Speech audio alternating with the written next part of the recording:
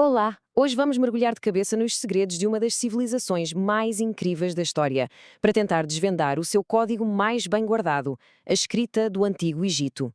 Pois bem, é exatamente essa a história dos hieróglifos egípcios. Imaginem só. Durante séculos, estas imagens lindíssimas que vemos nos templos e nos túmulos eram um mistério total. Um código que guardava a história, a ciência, as crenças de um povo inteiro e estava ali, à espera que alguém o decifrasse. Ok, então vamos lá a isto. Para quebrar um código, a primeira coisa a fazer é perceber como é que ele foi construído, certo? Portanto, a pergunta é, o que eram exatamente estes sinais e que lógica é que eles seguiam? Ora, a própria palavra dá-nos uma pista gigante.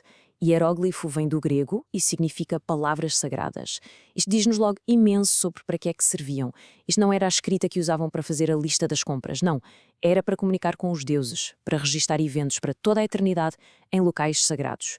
E agora, agarrem-se, não era nada fácil de aprender. Estamos a falar de mais de 700 sinais diferentes que era preciso memorizar para conseguir ler e escrever. 700! Era um sistema super complexo, super detalhado, que levava anos e anos de estudo para se conseguir dominar. Então, como é que este sistema com tantos sinais funcionava? Bem, isto é genial. Era uma combinação de 3 tipos de sinais.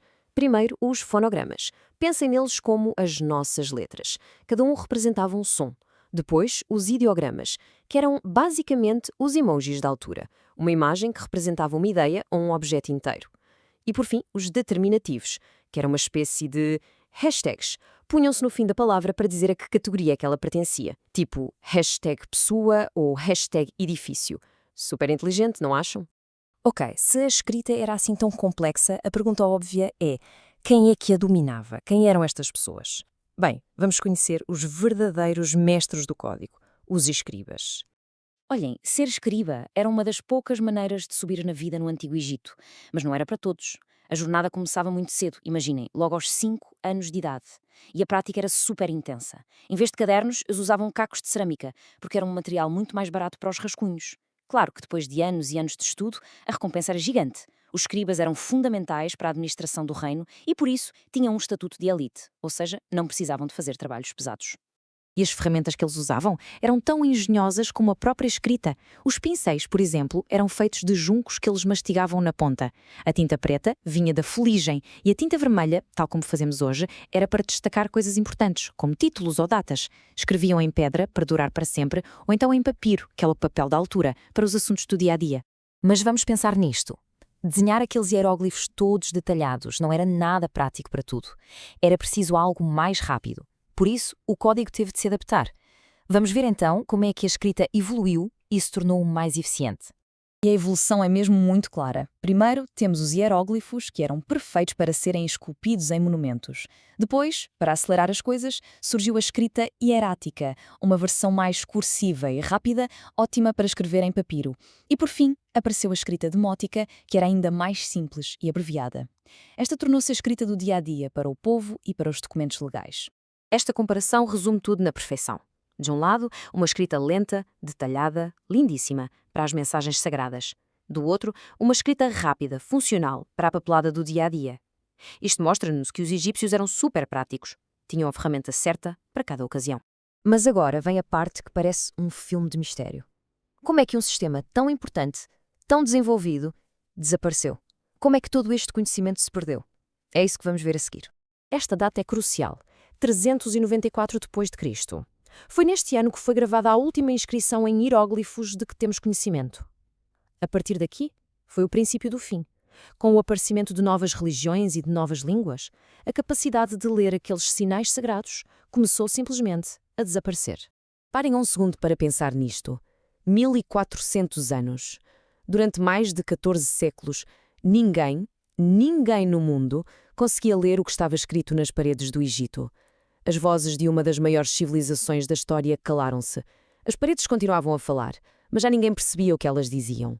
Mas, como em todas as boas histórias de mistério, há sempre um momento de revelação, não é? Vamos então à descoberta que mudou tudo. A descoberta que nos deu a chave para decifrar este código, com milhares de anos. E a chave foi esta, a famosa Pedra de Roseta. Foi descoberta quase por acidente, por uns soldados no final do século XVIII. E esta pedra que pesa uns impressionantes 760 quilos, era a solução para o mistério. E porquê? Porque tinham o mesmo texto escrito em 3 versões: em hieróglifos, a língua misteriosa; em demótico, a versão mais simples; e, o mais importante de tudo, em grego antigo, uma língua que os estudiosos da época sabiam ler. E o herói desta história é este senhor, Jean-François Champollion, um linguista francês. Ele passou anos a estudar a pedra e teve uma ideia absolutamente genial. Ao comparar o texto grego com os hieróglifos, ele reparou que os nomes dos faraós, como Ptolomeu, estavam dentro de um contorno especial. E aí veio o clique. Ele percebeu que os sinais ali dentro não eram ideias, eram sons. Representavam os sons que formavam o nome do faraó, tal e qual as nossas letras. Foi essa a grande descoberta que abriu a porta. E assim, em 1822, o anúncio foi feito. O código estava quebrado. Depois de séculos de silêncio, o mundo podia finalmente voltar a ouvir as vozes dos faraós. Podíamos, pela primeira vez em muito tempo, ler a história do Egito contada pelos próprios egípcios. Foi, sem dúvida, um momento que mudou tudo. Mas então, a grande questão é, o que é que se descobriu depois de tanto esforço? Qual foi a recompensa por se ter quebrado o código? O que é que as paredes nos contaram? Bem, aprendemos imenso.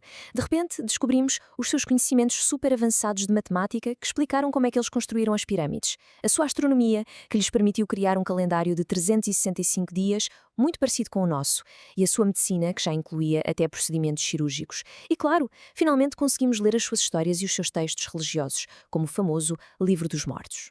Portanto, esta decifração foi muito mais do que uma simples curiosidade. Mudou completamente a forma como entendemos o passado.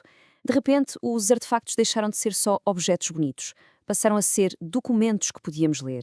A arqueologia passou a ser uma ciência muito, muito mais completa.